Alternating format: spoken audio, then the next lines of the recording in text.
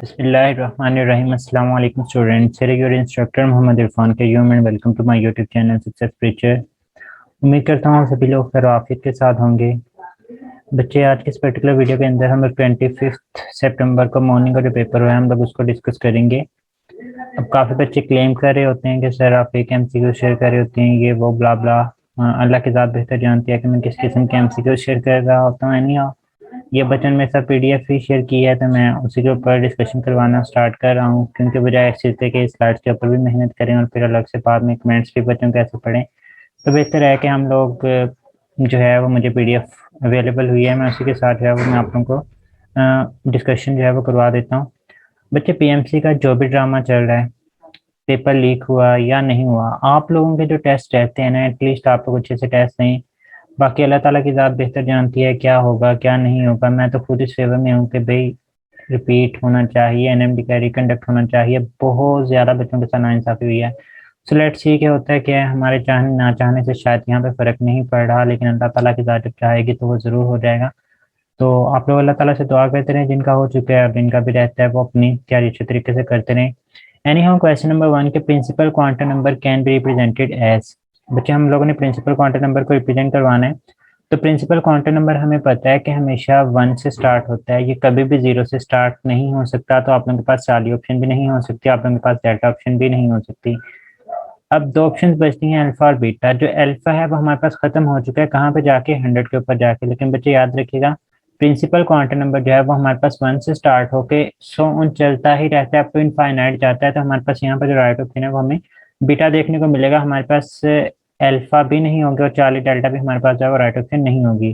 बच्चों, question number 2 को देखते हैं। क्वेश्चन नंबर 2 में पूछा गया कि हमारे पास 2 गैसेस मौजूद हैं, हीलियम और sulphur, then rate of diffusion is. बच्चे, यहाँ पे क्वेश्चन के स्टेटमेंट के अंदर आई थिंक सो कि बच्चे ने गलती की। अगर बच्चे ने गलती नहीं की तो फिर जाहिर बात है पीएमसी ने गलती की। बच्चे, सल्फर हमारे पास एग्जिस्ट सॉलिड फॉर्म में करता है, हमारे पास ये गैसियस फॉर्म में एग्जिस्ट ही नहीं करता। सल्फर गैस नहीं होती, सल्फर डाइऑक्साइड गैस होती है, और उसी की बुनियाद पर ये क्वेश्चन प्रॉपर बन सकता है। अगर आप लोग सल्फर का मैथ पुट करते भी हैं, देखें रेट ऑफ डिफ्यूजन और डिफ्यूजन, R1/R2 जो है वो हमारे पास किसके इक्वल होता है, अंडर रूट ऑफ M2/M1 के इक्वल होगा। यहाँ पे M2 क्या हमारे पास, अगर सपोज कर लेते हैं सल्फर की ही बात की जा रही है, तो सल्फर का मैथ 32 होगा, और हमारे पास M1 हीलियम का मैथ जब वो 4 होता है तो 4/32 आपके पास आंसर 8 आएगा। और अंडर रूट ऑफ 8 आप लोगों को पता है कि कुछ भी नहीं आंसर आता, यहाँ से क्वेश्चन सॉल्व नहीं होगा। जो क्वेश्चन की प्रॉपर स्टेटमेंट होनी चाहिए थी वो हमारे पास सल्फर डाइऑक्साइड गैस होनी चाहिए थी, और उसी के मुताबिक आप लोग इसको सॉल्व कर सकते थे। अब अगर हम लोग M2 की वैल्यू पुट करते हैं SO2 की, तो सल्फर का 32 और दो ऑक्सीजन का 32, तो 64 डिवाइडेड बाय M1 का जो मैथ हीलियम है ये हमारे पास 4 होगा। तो 4 और 64 के बाद डिवाइड करते हैं तो अंडर रूट ऑफ 16 आ जाएगा। तो अंडर रूट ऑफ 16 जो है वो हमारे पास 4:1 जो है वो आपके पास आंसर बनेगा। तो यहाँ पे हमारे पास जो राइट ऑप्शन है वो हमें 40 देखने को मिलेगा। तो इस तरह से आप लोगों का जो दूसरा क्वेश्चन है वो अटेम्प्ट हो जाएगा। क्वेश्चन नंबर 3 था कि first law of thermodynamic is expressed as del is equal to Q plus W. ये हमारे पास सिंपल रिलेशन होता है, तो हमारे पास यही जो है अल्फा राइट ऑप्शन होगी। फिर मैंने आप लोगों को बताया था कि बच्चे इसकी दो फॉर्म्स होती हैं, बाय द सिस्टम और ऑन द सिस्टम। अगर work done by the system होगा तो del is equal to Q minus W आ जाएगा, और अगर work done on the system होगा तब हमारे पास del is equal to Q plus W ही जो है वो हमें देखने को मिल रहा होता है। नहीं हो यहाँ पे हमारे पास जो राइट ऑप्शन है वो हमें अल्फा देखने को मिलेगी।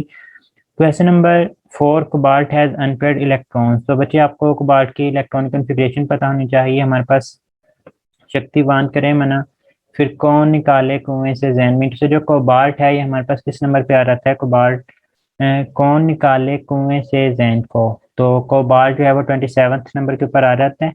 तो हमारे पास कोबाल्ट की जो इलेक्ट्रॉनिक कॉन्फ़िगरेशन है वो हमारे पास क्या होगी, 4s2 3d7 हमारे पास इसकी इलेक्ट्रॉनिक कॉन्फ़िगरेशन होती है। अगर हम लोग 3d7 को अरेंज करें तो हम लोग डी के 5 ऑर्बिटल्स यहाँ पे ड्रा कर लेते हैं।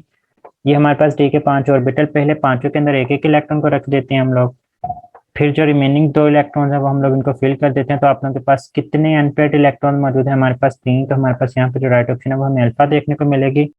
क्वेश्चन नंबर 5 देखें, कहता है कि reaction of carbon dioxide with CH3CH2 MgI। Grignard agent के साथ आपने CO2 का रिएक्शन करवाना है। मैं बारहा ये चीज ग्रिगनार्ड एजेंट के रिएक्शन के अंदर बता चुका हूँ कि बच्चे जितने कार्बन वाली आपके पास ग्रिगनार्ड एजेंट होगी उसके अंदर आपने एक कार्बन को ऐड करना है, जितने कार्बन बनेंगे उतने कार्बन वाली आप लोगों के पास कार्बोक्सिलिक एसिड जो है वो हमारे पास यहाँ पे बन रही होती है। तो 3 कार्बन वाली कार्बोक्सिलिक एसिड को हम लोग प्रोपानोइक एसिड बोलते हैं। तो हमारे पास यहाँ पे राइटोक्सिन क्या आ जाएगा, प्रोपानोइक एसिड जो है वो राइटोक्सिन के तौर पे हमें देखने को मिल रहा होता है। तो ग्रिग्नार्डिज्म में से 12 क्वेश्चन पूछे जा रहे हैं, तो ये क्वेश्चन रिपीट ही हुआ है। फिर कहते हैं system and surrounding are separated by. बच्चे ने लिख के भेजा है कि सर दिस, ये सिंपल वर्डिंग में उन्होंने लिख दिया है, लेकिन वहां पे जो स्टेटमेंट थी वो कॉम्प्लेक्स थी to give the accurate answer. तो उन्होंने इस वजह से मतलब सिंपल वर्डिंग के अंदर ये लिखा हुआ है। तो सिस्टम और सराउंडिंग को अलग करने वाली जो चीज होती है, हमें पता है कि वो हमारे पास बाउंड्री होती है। तो हमारे पास यहाँ पे जो राइट ऑप्शन है वो अल्फा देखने को मिलेगा। क्वेश्चन नंबर 7 देखें, कहता है कि in methane bonded atoms have angle. बच्चे मीथेन का स्ट्रक्चर ड्रा कर लेते हैं, CH4 है, ये हमारे पास CB4 टाइप होती है विद नो लोन पेयर। और हमें पता है कि जिसमें AB4 टाइप में कोई भी लोन पेयर मौजूद ना हो, वहाँ पे हमारे पास एंगल जो है वो 109.5 डिग्री का होता है। और इसके अलावा भी आप लोगों ने जब मीथेन का स्ट्रक्चर पढ़ा, वहाँ पे भी आप लोगों ने एंगल देखा। चैप्टर नंबर 7 में भी हाइब्रिडाइजेशन के अंदर ये लिखा हुआ है। तो हमारे पास यहाँ पे जो राइट ऑप्शन है वो हमारे पास बीटा आ जाएगा। क्वेश्चन नंबर 8 की तरफ चलते हैं। कहता है कि 2p के अंदर बताना था कि हमारे पास क्वांटम नंबर की वैल्यूज क्या होती हैं। बच्चे 2p, तो यहाँ पे जो भी नंबर होता है वो n की वैल्यू को रिप्रेजेंट करता है। मीन टू से यहाँ पे n इज इक्वल टू 2, और p के लिए जो l की वैल्यू होती है वो हमारे पास क्या होती है, 1 होती है। 4 तरह के हमारे पास सबशेल मौजूद हैं, s आ जाता है, p आ जाता है, फिर d और उसके बाद f। s के लिए l की वैल्यू 0, p के लिए l की वैल्यू 1 होती है, d के लिए l की वैल्यू 2 होगी, और f के लिए l की वैल्यू जो है वो हमें 3 देखने को मिल रही होती है। एनी हाउ यहाँ पे हमारे पास n इज इक्वल टू 2 और l इज इक्वल टू 1 देखने को मिलेगा। तो जो राइट ऑप्शन है वो हमारे पास अल्फा आ जाता है। क्वेश्चन नंबर 9 की तरफ चलते हैं कि which of the following is monodentate ligand. Ligand के बारे में, क्योंकि लिगेंड ही होते हैं मोनोडेंडेट, बाइडेंडेट एंड पॉलीडेंडेट। बच्चे NH3 अमोनिया जो है ये हमारे पास क्या होता है, मोनोडेंडेट लिगेंड। लिगेंड क्या होता है, कोई भी ऐसी स्पीशी जो अपना लोन पेयर डोनेट करने की सलाहियत रखती है। अब अमोनिया के पास लोन पेयर मौजूद होता है, ये अपना एक लोन पेयर डोनेट कर सकता है, तो यही हमारे पास मोनोडेंडेट लिगेंड। ऑक्सालेट आयन जो है C+O नेगेटिव, तो ये हमारे पास क्या आता है, हमारे पास बाइडेंडेट लिगेंड की एग्जांपल होती है। आपने इसको एग्जांपल के तौर पे याद रखना है, बाइडेंडेट लिगेंड की एग्जांपल। और बच्चे जो NH4 पॉजिटिव है ये हमारे पास लिगेंड होता ही नहीं। लिगेंड वो वाली चीज होगी जो अपना लोन पेयर डोनेट करने की सलाहियत रखती है। यहाँ पे हमारे पास जब NH4 पॉजिटिव, NH3 के पास तो एक लोन पेयर होता है, लेकिन जब हम लोग NH4 पॉजिटिव की बात करते हैं तो अमोनिया ने अपना लोन पेयर हाइड्रोजन को डोनेट कर दिया होता है। अब इसके पास कोई लोन पेयर है ही नहीं जो वो डोनेट कर सकता, तो हमारे पास यहाँ पे चार्ली भी नहीं बन सकती। तो राइट ऑप्शन जो है हमें यहाँ पे अल्फा देखने को मिलेगा। क्वेश्चन नंबर 10 देखते हैं, कहता है कि how many types of ligands are present in this compound. बच्चे आपने टाइप्स ऑफ लिगेंड्स के बारे में बताना था कि हमारे पास अब यहाँ पे क्लोरो एक टाइप का लिगेंड मौजूद है, NO2 नाइट्रो दूसरी टाइप का लिगेंड मौजूद है, और NH3 अमोनिया तीसरी टाइप का लिगेंड मौजूद है। तो आपके पास टाइप्स ऑफ लिगेंड पूछी गई तो वो हमारे पास 3 है। अगर आपसे पूछा जाता है कि हमारे पास कितने लिगेंड मौजूद हैं, तो क्लोरो अलग से एक लिगेंड है, नाइट्रो अलग से एक लिगेंड है, और NH3 के 4 लिगेंड्स हमारे पास टोटल मौजूद हैं। तो अगर आपसे पूछा जाता है कि how many ligands are present, तब आंसर 6 आना था। अगर आपसे पूछा जाता है कि what is the coordination number of platinum, तब भी आंसर 6 आना था। लेकिन यहाँ पे आपसे पूछा गया कि how many types of ligands are present, तो यहाँ पे आप लोगों के पास जो राइट ऑप्शन है वो आप लोगों को 3 देखने को मिलेगा।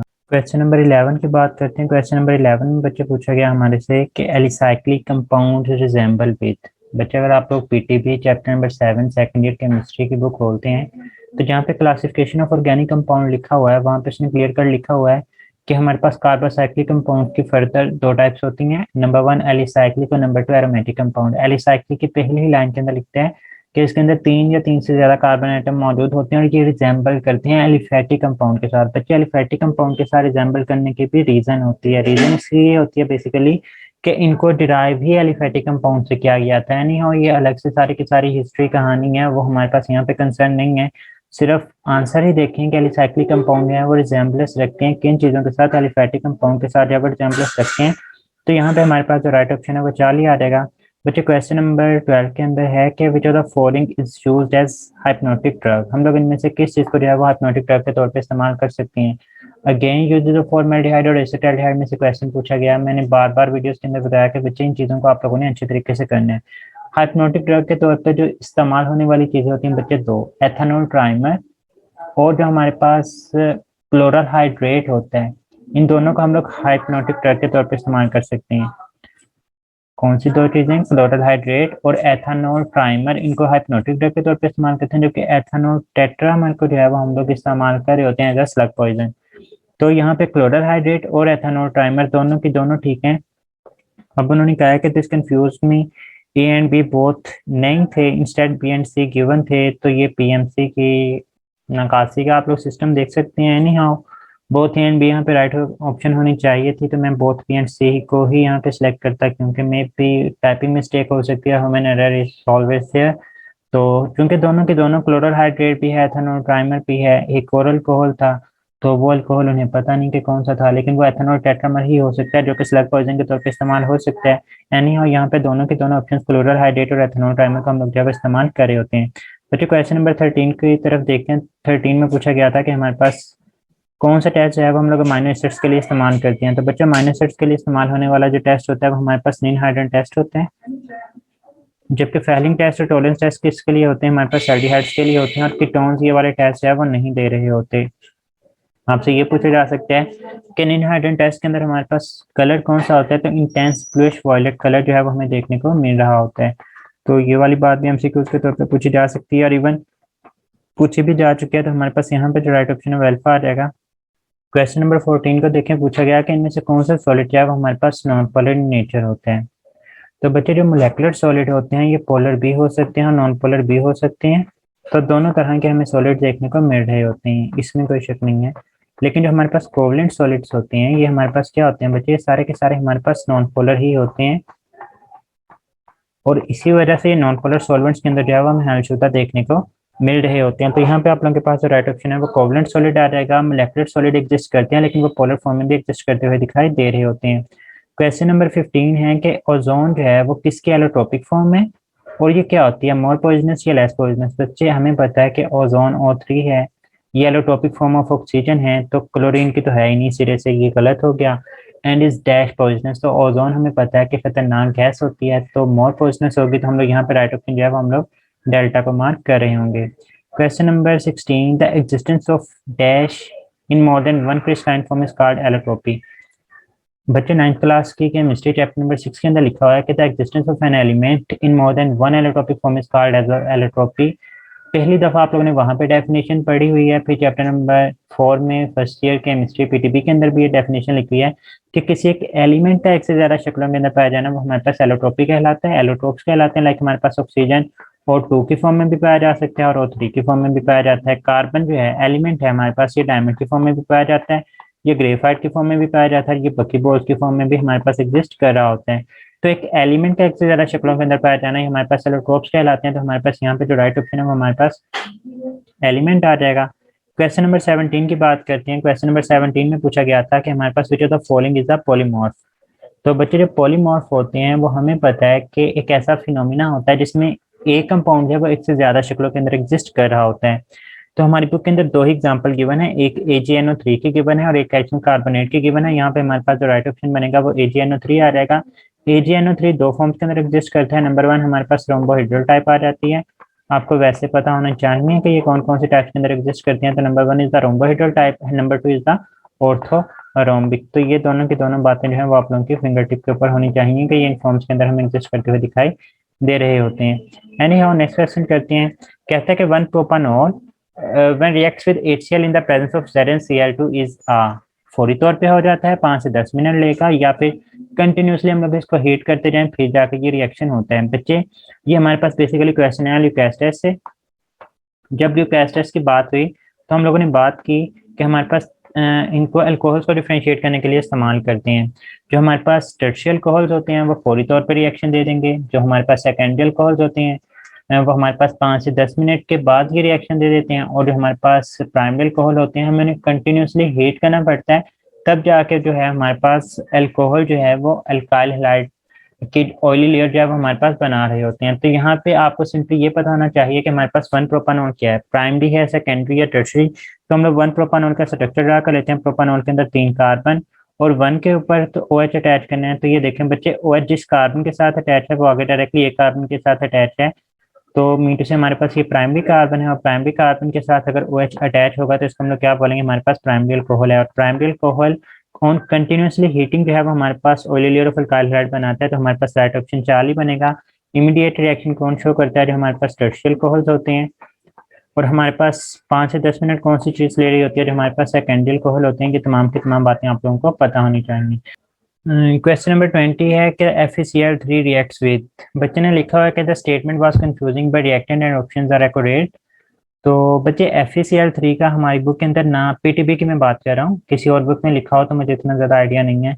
मैं खुद अभी लर्निंग स्टेज के ऊपर हूँ तो ये कहना कि मुझे हर चीज़ का इल्म है, बाकी बुक्स को गो थ्रू करता हूँ, लेकिन अभी चूंकि मुझे इस चीज़ का आइडिया नहीं है।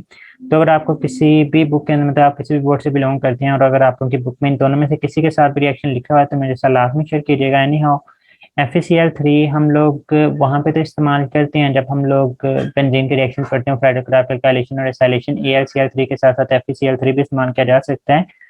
एनी हाउ अल्कोहल और फिनोल के साथ चूंकि मैंने अभी तक कोई रिएक्शन नहीं देखा तो मैं यहाँ पे सिलेक्ट करूंगा डेल्टा को। बट फिर रिपीट कर रहा हूँ कि अगर आप लोगों ने किसी बोर्ड की बुक में मौजूद है तो लास्ट में तो कमेंट सेक्शन के अंदर बताइएगा। एनी हाउ मैं यहाँ पे डेल्टा को जो है वो मार्क कर रहा हूँ कि both alcohol and phenol do not react with it, क्योंकि मैंने अभी तक एटलीस्ट इसका कोई किसी भी किस्म का रिएक्शन जो है वो नहीं देखा हुआ। बाकी मैं गलती के ऊपर भी हो सकता हूँ, इसमें ऐसे कोई बड़ी बात नहीं है। क्वेश्चन नंबर 21 है, इवन मैं वैसे भी काफ़ी सारी मिस्टेक्स हो जाती हैं तो बच्चे नीचे करेक्शन कर रहे होते हैं, तो जब आप लोग डिस्कशन सुनते हैं तो नीचे कमेंट सेक्शन भी देख लिया करें। तो बच्चे काफ़ी सारी चीज़ों के बारे में एडिशनल बता रहे होते हैं, इवन मैं खुद बच्चों से सीख रहा होता हूँ। तो यही चीज़ होती है, कोई भी इंसान परफेक्ट नहीं होता है, कोई अपने अपने हिसाब से जो है वो लर्निंग स्टेज के अंदर लगा हुआ होता है और हम लोग भी लगे हुए हैं। इंशाल्लाह कभी ना कभी चीज़ें हम लोग मुकम्मल तो नहीं सीख पाएंगे, लेकिन आहिस्ता आहिस्ता चीज़ें जो है वो बेहतरी की तरफ जाती जाएंगी। यानी हाँ बच्चे, क्वेश्चन था कि kinetic molecular theories propose by, किसने प्रपोज किया था या किसने पेश किया था। तो बच्चे हमारे पास बेर्नौली वो साइंटिस्ट थे जिन्होंने kinetic molecular theory of gases जो थी वो सामने रखी थी। मैक्सवेल ने क्या किया था, हम लोग पढ़ते हैं मैक्सवेल का distribution, law of distribution of velocity, तो उन्होंने वो दिया था। डिस्ट्रीब्यूशन ऑफ वेलोसिटी का कॉन्सेप्ट देने वाले जो साइंटिस्ट थे उनका नाम हमारे पास था मैक्सवेल। तो हम लोग यहाँ पे बात करते हैं डिस्ट्रीब्यूशन ऑफ वेलोसिटी की। और अगर क्लोसियस की बात करें तो क्लोसियस वो साइंटिस्ट हैं जिन्होंने हमारे पास इक्वेशन हमें बना के दी थी कि P is equal to 1/3 mn c bar square. Question number 22 की बात करते हैं।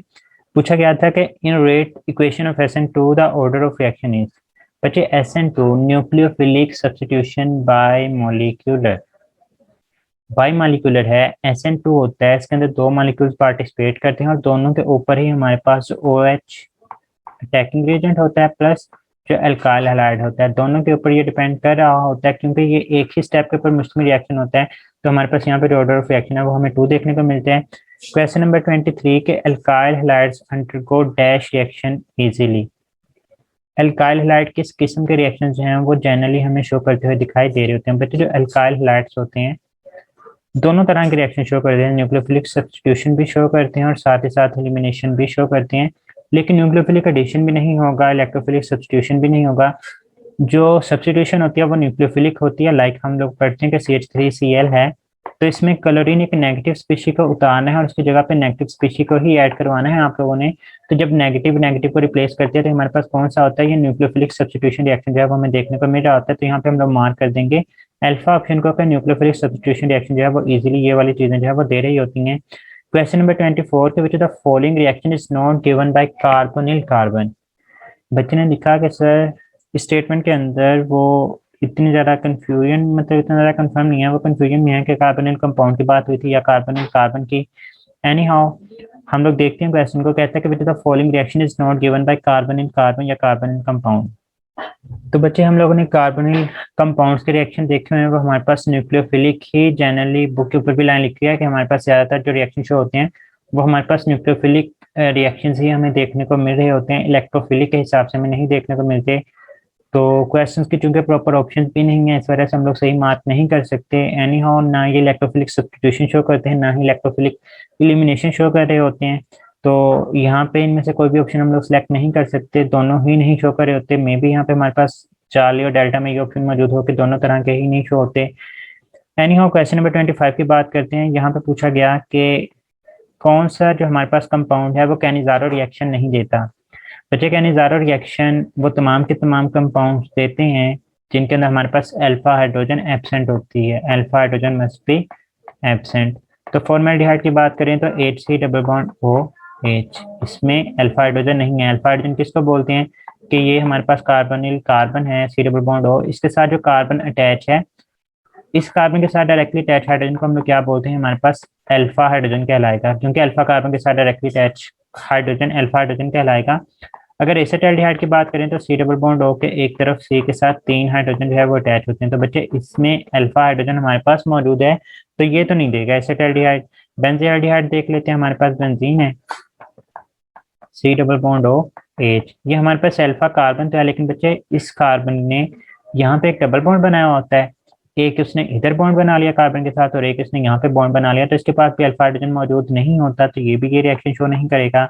और अगर ट्राई मिथाइल एसिटाल्डिहाइड की बात करते हैं तो इसका मतलब यह है कि सी डबल बॉन्ड के इस तरफ जो कार्बन है अल्फा कार्बन के साथ 3 CH3 ग्रुप अटैच है, इसमें भी अल्फा कार्बन मौजूद है, अल्फा हाइड्रोजन जो है वो मौजूद नहीं है, तो हमारे पास यहाँ पे ये भी नहीं शो करेगी, तो राइट ऑप्शन आप लोगों के पास एसिटाल्डिहाइड आ जाता है।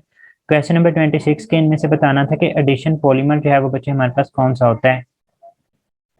तो बच्चे हमारे पास जो पॉलीस्टाइरीन है ये हमारे पास क्या है, हमारे पास एडिशन पॉलीमर है। नायलॉन 6 हमें पता है कंडेंसेशन होती है, दो चीजें आपस में मिलती हैं और हमारे पास यहाँ से वाटर की एक्सक्लूजन होती है। जो टेरालीन है ये हमारे पास पॉलीस्टर का ही दूसरा नाम होता है, इसको टेरालीन बोलते हैं, या फिर आप लोगों के पास इसका जो एक और नाम होता है वो डेक्रोन भी देखने को कभी ना कभी देखने को मिल ही सकता है। पॉक्सी रेजन भी हमारे पास जो है वो कंडेंसेशन की कैटेगरी में ही जो है वो आ रहे होते हैं। क्वेश्चन नंबर 27 और लास्ट क्वेश्चन है इस डिस्कशन का कि the properties of polymeric material widely depends upon the structure of molecules and molar message. बच्चे इनके मोलर मैसेज जितने ज्यादा इनके मैसेज होंगे इनकी प्रॉपर्टीज हैं वो हमारे पास चेंज होती रहती हैं, तो यहाँ पे हमारे पास जो राइट ऑप्शन है वो बीटा आएगा। तो बच्चे ये डिस्कशन थी हमारे पास 25th मॉर्निंग में हुए पेपर की। इंशाल्लाह जैसे मेरे साथ इवनिंग के क्वेश्चन शेयर होते हैं मैं लाजमी तौर पर आप लोगों से शेयर करूंगा। मिलते हैं नेक्स्ट वीडियो के अंदर, अपना बहुत सारा ख्याल रखिएगा। पीएमसी के ड्रामों से जिन बच्चों का टेस्ट रहता है वो बच्चे रहें, अपनी अच्छे तरीके से तैयारी करते जाएं। मेरी तरफ से बहुत सारी बेस्ट विशेष, बहुत सारी दुआएं, मुझे भी दुआ में याद रखिएगा। फी अमानिल्लाह, अल्लाह हाफिज़।